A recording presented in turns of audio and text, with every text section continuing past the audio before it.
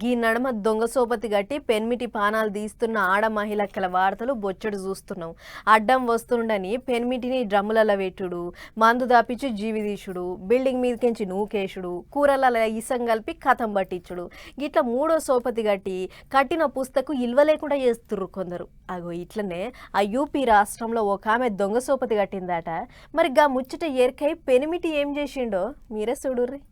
అయ్యో పెనిమిటి, ఎంత గోస వచ్చిందయ్యా నీకొచ్చిన ఆపది ఏ పాలోనికి పగోనికి పంగోనికి సుత రావద్దు. ఇక చూడురమ్మా, మొగడే దగ్గరుండి మరి పెన్లాని ఇంకోనికి ఇచ్చి పెళ్లి చేస్తుండు. ఎక్కడన్నా ఉందా ఈ అన్యాలం? మరి గుండె గట్టిదనాలనా లేకుంటే సాగుకు భయపడ్డ ఉట్టిదనాలనా? ఇక మీరే చెప్పుర్రి.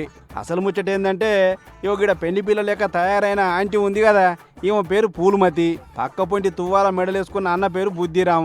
వీళ్ళిద్దరు అప్పట్లో లవ్ వాడి లగ్గం చేసుకుంటే 5 పిల్లలాట.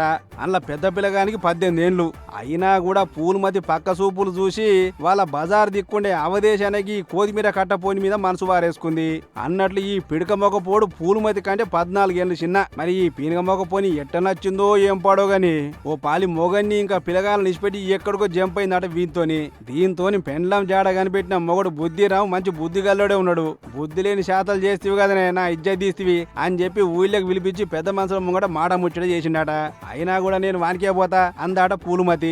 సీన్ కట్ చేస్తే బలిమీటికి ఇంట్లో పెట్టుకున్నా కూడా ఇది ఎన్నడో వాంతోని కూడా నా పని చేస్తుంది అనుకుండో, లేకుంటే బుద్ధి లేని దాంతో ఈ బుద్ధిరాం ఉండడు అని నిర్ణయం తీసుకుంటో తెలియదు గాని మొత్తానికి పెండ్లా మనసు పడ్డ అవదేశకాంతో లగ్గం చేసిండు గిట్లా. ఇక మెడల దండలేసుకుంటుంటే చూడు, ఒక్కలి ముఖంలో కలలేదు.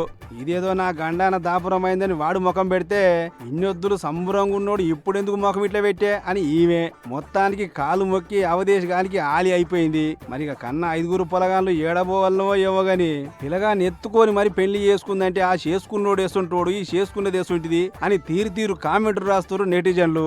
ఏదేమైనా బుద్ధిరామన్న హౌస్ గట్టిది. డ్రమ్ముల పెట్టుడు, కుక్కర్ల పెట్టుడు, కూరల ఇసం పెట్టుడు, మందు తప్పించి చంపడం అన్ని తప్పినాయిపా అని అనుకుంటారు ఇంకొందరు.